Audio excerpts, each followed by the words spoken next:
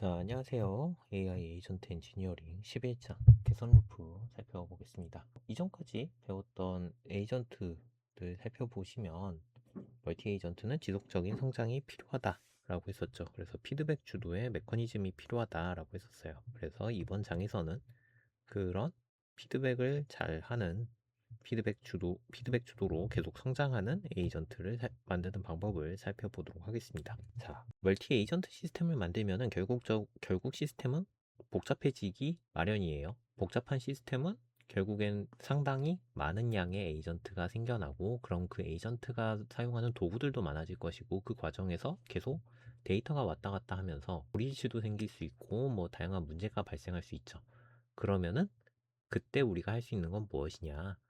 그때 발생한 문제를 최대한 익혀가지고 우리가 이 시스템을 개선할 수 있는가가 가장 중요합니다. 그래서 피드백이 오면 이걸 테스트를 하고 학습을 해서 개선한다. 이 과정이 계속 사이클로 반복이 되어야 한다라고 얘기합니다.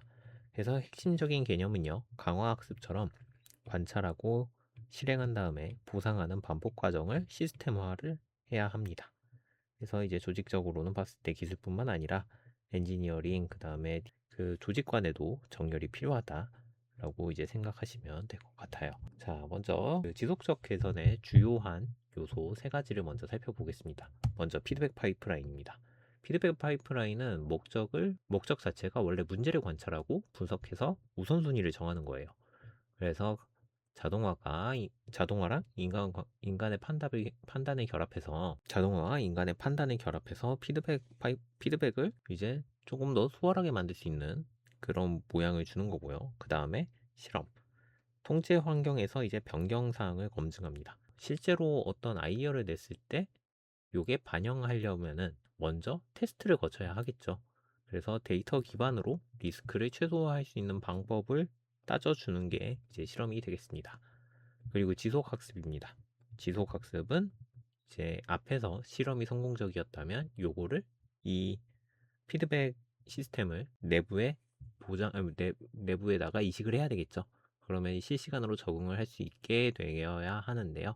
이렇게 되면은 이제 좀 위험한 상황이 발생할 수도 있다는 것도 염두에 둬야 합니다. 자, 그래서 피드백 파이프라인을 구성하면은 구조는 이렇게 됩니다. 먼저 대규모 시스템에서 데이터를 처리하는 1차 분석선이 생깁니다. 조금 복잡할 수는 있는데 그냥 간단하게 생각하면은 응급실에 들어가면은 이제 환자가 있을 때 의사 선생님들이, 그리고 거기 계신 담당 선생님들이 환자들을 보고 빠르게 이 사람은 지금 시급한 사람이다. 이 사람은 좀 기다려도 되는 사람이다. 분류를 해요. 나는 아파 죽겠지만 사실은 나는 그렇게 심각하지 않은 거예요. 그래서 그런 식으로 분류를 하고요. 이제 파이프라인에서는 이 이렇게 환자를 분리하듯이 이제 시스템에서 넘어온 신호들을 이런 식으로 분류를 해야 됩니다. 심각하게 지금 당장 봐야 되는 것들, 나중에 봐도 되는 것들, 넘어가도 되는 것들, 이렇게 나눠놔요.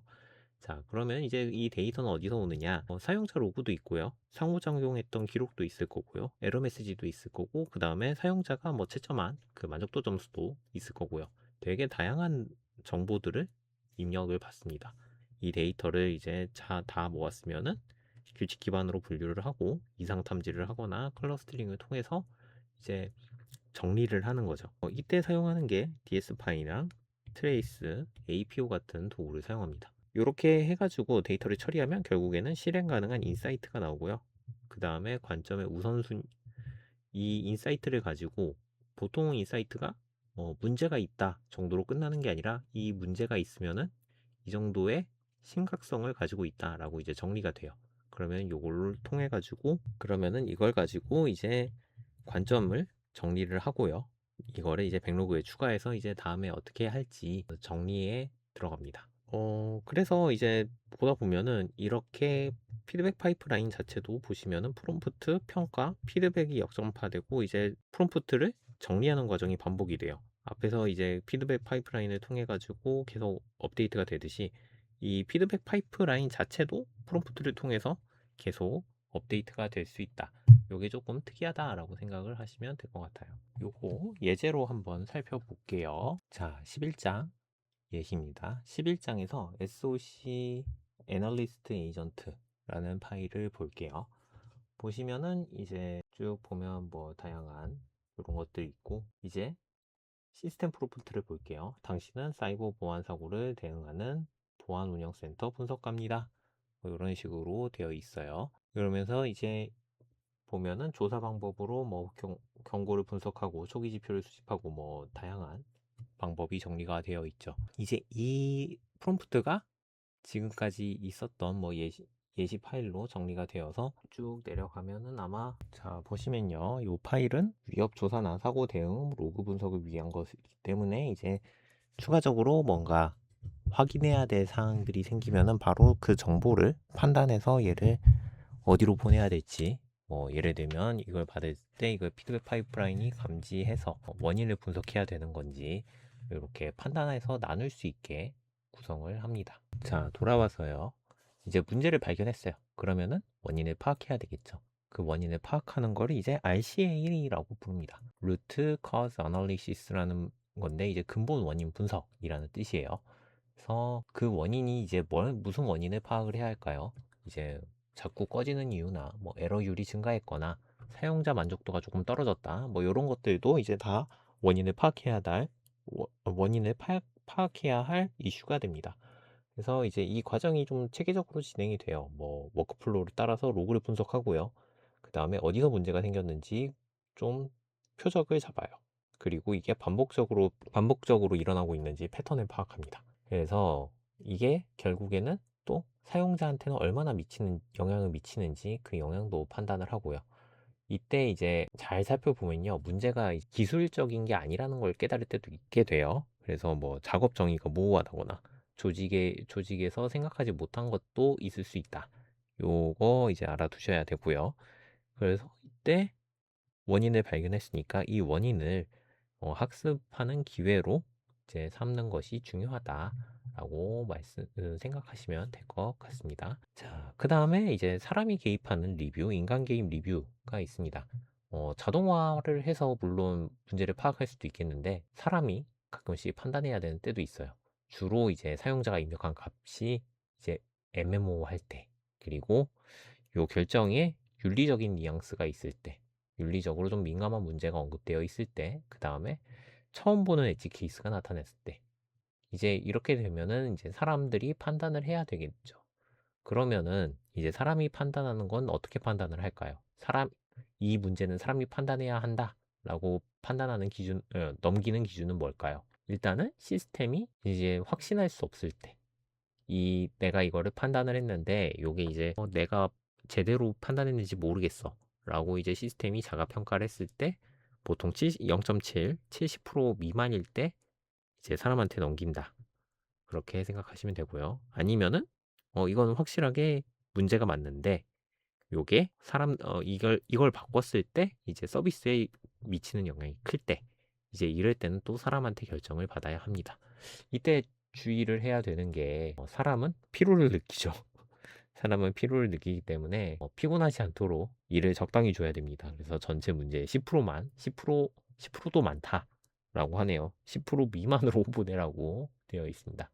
그래서 이런 문제를 리뷰하는 팀은 이제 한 분야로만 이루어지면 안 되겠죠. 왜냐하면은 문제는 다양하게 발생할 수 있죠. 그래서 엔지니어도 있어야 되고 PM도 있어야 되고 데이터 사이언티스트도 필요하고 전문가도 필요하니까 다 함께 요거를 이제 판단을 해야 됩니다. 그리고 리뷰 절차는 이제 문맥을 분석합니다. 컨텍스트를 파악하고요. 그러니까 어떤 상황에서 이런 문제가 발생했는지 판단하고요. 그리고 시스템적으로는 어디에서 어떤 흐름이 발생했는지 다 확인을 하고요. 이게 이제 얼마나 영향을 미쳤는지도 확인을 해야 됩니다. 그래서 이제 최종적으로 어떻게 개선해야 되는가도 설계를 해야 해요. 자, 그리고 이제 피드백으로 이제 피드백 파이프라인도 했고 사람들이 이제 개입해서 리뷰도 마쳤어요. 그래서 이제 인사이트가 나왔습니다. 이 인사이트로 이제 문제를 해결해야 되겠죠. 에이전틱 시스템에서는 이제 이런 시스템을 정제하는 프롬프트 설계랑 그다음에 외부 도구나 뭐 구성 호출을 이제 좀 제어를 해야 돼요. 그래서 프롬프트를 정제하는 것도 아주 효과가 좋습니다. 그래서 보시면요, 인사이트를 실제 개선으로 번역을 하는 과정이 필요하다라고 설명을 해요. 보면 뭐 프롬프트의 정제를 해낸다. 프롬프트에서 모호성을 없애거나 예시를 더하거나 작업을 좀 더 분해하거나 컨텍스트를 확장한다. 더 많은 정보를 넣어준다. 하면은 이제 확실하게 할 수 있겠죠. 예를 들어서 일을 시킬 때, 예를 들어서 뭐 글을 쓴다고 해봅시다. 글을 쓰는데 좋은 리뷰를 작성해 주세요 라고 하면은 프롬프트가 사실 따지고 보면 되게 애매하죠. 그러니까 조금 더 구체적으로 적어야 되는 거죠. 좋은 리뷰를 적어주세요 라고 하기보다 상품의 품질에 대해서 평가를 하고 뭐 상품의 특성을 조금 더 강조하는 리뷰를 작성해 주세요. 뭐 이런 식으로 명확하게 작성을 해야 된다 라고 생각하시면 될 것 같아요. 이때 사용하는 거는 마찬가지로 DS파이고요. DS파이는 이제 프롬프트 정제를 좀 자동화를 해서요. 요런 기법을 사용해서 네, 프롬프트를 정제한다 라고 생각하시면 될 것 같아요. 이제 도구도 정제하는 게 중요합니다. 에이전트가 사용하는 도구들을 내부 로직에 최적화를 해야 돼요. 에이전트가 쓰는 로직이 좀 복잡하면은, 에이전트가 쓰는 도구가 로직이 복잡하면은 또 헷갈릴 수도 있고요. 그 다음에 기능을 좀 더 추가해서 도구 간의 통합을 개선하는 방법도 있겠죠. 만약에 이제 도구 중에서 모자란 기능이 있으면은 새 도구를 더하거나 아니면은 기존 도구를 조금 더 확장하는 방식으로 최적화를 하면 좋을 것 같죠. 그리고 이제 이렇게 다 정제를 했으면은 당연히 검증이 필요합니다. 이 변경 사항이 왜 도움이 됐는지 이제 그 근거를 작성하고요. 실제로 이제 테스트를 진행해서 오프라인 테스트도 좋고요. 라이브 A/B 테스트도 좋고요. 테스트를 진행해서 이게 정말로 효과적으로 내가 개선을 했다라고 이제 할 수 있도록 명시하는 게 중요합니다. 자, 이렇게 해서 이제 뭐 개선할 항목이 되게 많이 쌓였어요. 뭐 로그 분석을 해서도 나왔고 피드백도 받았고 이제 또 내부에서도 이거 고치자고 얘기가 나왔어요. 그러면은 요 개선 항목을 한꺼번에 다 처리할 수는 없죠. 그러니까 중앙에 백로그로 정리를 해야 됩니다. 다 정리를 해서 기준을 나눠가지고 정리를 해야 되겠죠. 그래서 우선순위 기준은 이렇게 5가지가 있습니다. 빈도, 심각도, 실행 용이성, 전략, 그 다음에 재발 가능성. 그래서 빈도, 얼마나 자주 발생하는가. 심각도, 이거의 비즈니스랑 사용자한테 얼마나 영향을 미치는가. 실행 용이성, 얼마나 빨리 해결할 수 있는가. 전략 정렬, 네, 제품의 목표와 규제에 정확하게 맞는가. 그 다음에 재발 가능성, 특히 시스템적인 이슈는 더 자주 발생할 수 있으니까 깊이 있게 대응을 해야 된다. 여기서 이제 중요한 거는 백로그는 정적인 목록이 아니에요. 그러니까 멈춰있는 목록이 아니다. 계속해서 새로운 게 들어오고 또 빠져나가고 우선순위도 계속 바뀔 수 있다. 그렇기 때문에 그때마다 다시 한번 우선순위를 매겨가지고 정리하는 게 좋다라고 생각하시면 될 것 같습니다. 앞에서 잠깐 얘기했던 건데 이제 섀도우 배포라는 게 있습니다. 개선 사항을 다 준비를 했어요. 근데 이거를 바로 뿌리면 될까요? 안 될까요? 그래서 이제 섀도우 배포라는 거를 시도합니다. 뭐냐면요. 에이전트를 업데이트하지만 라이브 시스템에는 올려요. 올리지만 외부에는 공개하지 않습니다.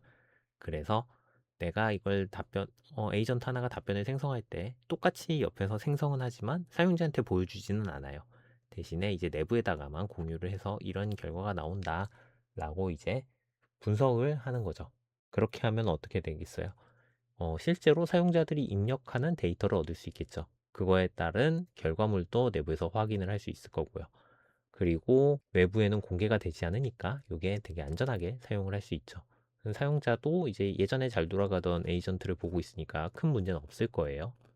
그리고 엣지 케이스를 발견할 수도 있어요. 왜냐면은 이제 내부에서 생각하지 못한 경우를 사용자들이 입력하는 경우가 상당히 많기 때문에 이제 예상하지 못한 상황들을 파악을 할 수가 있습니다. 물론 이렇게 공개를 안 하는 방법도 있고요. 뭐 예를 들면은 뭐 카나리 배포도 같이 할 수 있죠. 카나리는 저번에 말씀드렸듯이 5%에게만 먼저 새 버전을 발표하는데 이미 이제 섀도우 배포로 뿌려놓은 다음에 조금씩 열어주는 방법을 사용하는 것도 괜찮겠죠. 그래서 이제 사용자가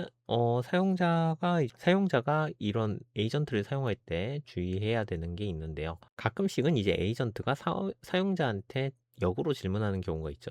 만약에 에이전트가 이런 경우가 나올 때는 이제 응답을 이제 조금 조작을 해야 되겠죠. 왜냐면은 만약에 서비스되고 있는 모델이 하는 응답은 섀도우 배포되고 있는 모델이랑은 다른 질문을 한다라고 쳐봐요. 그러니까 사람이 있으면 에이전트가 말을 거는데 섀도우로 숨겨진 애가 하나 더 있는 거죠. 얘도 질문을 해야 되는데 이 사람은 여기에 해당한 대답을 하잖아요. 이 대답을 여기에 똑같이 넣었다면 만약에 서로 다른 질문을 했는데 이런 답변이 잘못 들어가면은 오작동이 발생하겠죠. 이런 경우에는 이제 응답을 합성하는, 그러니까 좀 조작해서 들어가는 그런 하이브리드적인 접근이 필요하다. 자, 그리고 이제 A/B 테스트입니다. A/B 테스트 같은 경우에는 또 저번에도 설명드렸었죠. 50대 50으로 나눠가지고 50%한테는 기존 시스템을 보여주고요. 그리고 나머지한테는 새 시스템을 보여줍니다. 그러면은 그 둘을 가지고 작업 성공률을 비교하고요. 할루시네이션 감소율을 비교하고요. 응답 시간을 비교합니다. 이렇게 하기 위해서는 일단 명확한 지표의 정의가 필요합니다. 왜냐하면 사람들이 뭔가 비교를 해야 될 때 어떤 게 더 좋다라고 느끼는지 파악을 하려면은 그 기준이 필요하겠죠. 그리고 이제 표본 크기가 많이 필요합니다. 적당한 표본 크기가 있어야지 이제 이 비교를 확실하게 할 수 있겠죠. 그리고 교차 오염을 방지해야 됩니다. 예를 들면은 이 사용자는 무조건 A만 확인을 해야 되는데 갑자기 어느 날 B가 열렸어요. 그러면은 이게 결과가 왜곡이 되겠죠. 그렇기 때문에 꼭 통제를 할 수 있어야 돼서 바뀌지 않도록 잘 관리를 해야 됩니다. 그래서 사용자가 A나 B에 배정이 됐으면 그 이후로는 무조건 A나 B를 쓰도록 강제를 해야 되겠죠. 그래야지 사용자가 보고 느끼는 게 달라지지 않을 테니까요. 자, 그리고 이제 베이지언 밴딧이 있습니다. 베이지언 밴딧은 이제 A/B 테스트가 가진 문제를 해결한 건데요. 실험을 계속 진행하면서 계속해서 트래픽을 재배분합니다. 그래서 자, 체인이 세 가지 있다고 쳐봅시다. 근데 우리 테스트를 했는데 A라는 애가 15%가 성능이 좋아졌어요. 정확도가 15%가 높아졌어요. 그러면은 이제 여기 전체 100%를 ABC에다가 나눠주던 게 ABC에다가 나눠주던 100%를 ABC에서 나눠주던 거를 쪼개가지고 70%를 A에다가 몰아줍니다. 그러면은 이게 70%의 응답에 대해서 다시 평가를 할 수 있겠죠. 나머지 30%는 또 BC로 나눠서 보내겠죠. 그래서 요렇게 하면은 이 70%는 15%가 더 좋아진 성능으로 판단을 하는 거고요. 나머지 30%는 B랑 C로 가서도 여기서도 또 더 좋은 결과를 낼 수 있나 확인하는 방식으로 사용이 되는 겁니다. 그래서 이제 좋은 점은 이제 반응성을 확인할 수 있고요. 실시간 반응을 확인할 수 있고요. 조금 더 효율적이고요. 그 다음에 확장성이 좋습니다. 자, 이번에는 지속학습 방법을 살펴볼게요. 지속학습은 이제 에이전트가 계속해서 학습을 하는 경우를 얘기해요. 이때 이제 이 종류를 인컨텍스트 학습이랑 온라인 학습 두 가지로 나누는데요. 인컨텍스트 학습은 모델을 다시 학습시키는 게 아니라 프롬프트에다가 계속 정보를 추가해요. 그래서 과거 사례나 뭐 추론 단계, 그리고 사용자가 이전에 남긴 피드백, 그리고 환경 신호를 추가를 합니다. 그러면은 이제 컨텍스트를 관리해야 되겠죠. 프롬프트에 계속 정보만 추가할 수는 없으니까요. 그래서 적당한 방법, 요 세 가지 저번에 저희 살펴봤었죠. 요 세 가지 방식을 사용해서 컨텍스트를 관리를 하고요. 요렇게 프롬프트에다가 새로운 정보를 추가하면 사용자에 맞춘 적응 능력을 보여주고요. 실시간으로 피드백이 반영되고요. 그 다음에 원하는 방식으로 추론을 하게 만들 수 있습니다. 대신에 문제가 뭐냐면 이게 휘발성이 있습니다. 세션을 종료하면 프롬프트에 들어갔던 요 정보들이 날아가기 때문에 세션이 종료되면은 요 기능은 사라지게 되겠죠. 그래서 만약에 요런 정말 좋은 정보들이 모였다. 그러면은 얘네들을 다시 영속적 메커니즘, 그러니까 오프라인 재학습을 시켜가지고 모델에다가 남긴다 라고 생각을 하시면 돼요. 그러면 바로 이제 이어서 오프라인 재학습을 볼게요. 아까처럼 좋은 결과가 남았다고 했죠. 얘네들을 수집된 성공 사례라고 부르겠죠. 얘네들을 시스템에다가 녹여버립니다. 그래서 지금까지 모은 데이터를 모아가지고 일단 큐레이션을 진행해요. 노이즈를 없앱니다. 그 다음에 모델을 업데이트해요. 뷰샷이나 파인 튜닝을 통해서 업데이트합니다. 그리고 이제 오프라인 벤치마크를 통해서 검증을 하고요. 요걸 섀도우 배포해서 확인을 합니다. 이렇게 되면은 지속성이 있어요. 그러니까 결과물이 지속됩니다. 그리고 얘도 마찬가지로 확장 가능성이 있고요. 리스크가 적어집니다. 이렇게 돼서 이제 비용 최적화를 하려면은 이때는 뭐 로라를 사용하던가 조금 다른 방법들을 사용해서 연산 비용을 줄이는 방법이 있어요. 그래서 이제 피드백과 실험, 오프라인 재학습을 하면 인사이트가 지속적으로 에이전트를 향상시킨 채로 남겨둘 수 있다 라고 보시면 돼요. 자, 근데 요렇게 하기에는 사실 기술만으로 하기에는 조금 부족한 게 있어요. 조직이 좀 전체적으로 힘을 합쳐야 됩니다. 그래서 엔지니어도, 데이터 사이언티스트도, PM도, UX 팀도 전문가들이 함께 일을 해야지 문제가 생겼을 때 이 문제가 어떤 영역의 문제인지 파악을 하고 다 같이 고치는 식으로 일을 할 수 있겠죠. 그래서 문서화가 중요합니다. 이 문제는 어떤 팀에서 담당을 했고, 이 문제는 왜 이렇게 고치기로 했는지 그런 기억들이 필요합니다. 그리고 이제 제일 중요한 거는 이제 실패를 했을 때 반응입니다. 실패를 했는데 뭐 계속 이건 누구 탓이네 이러고 떠넘기는 게 아니라요.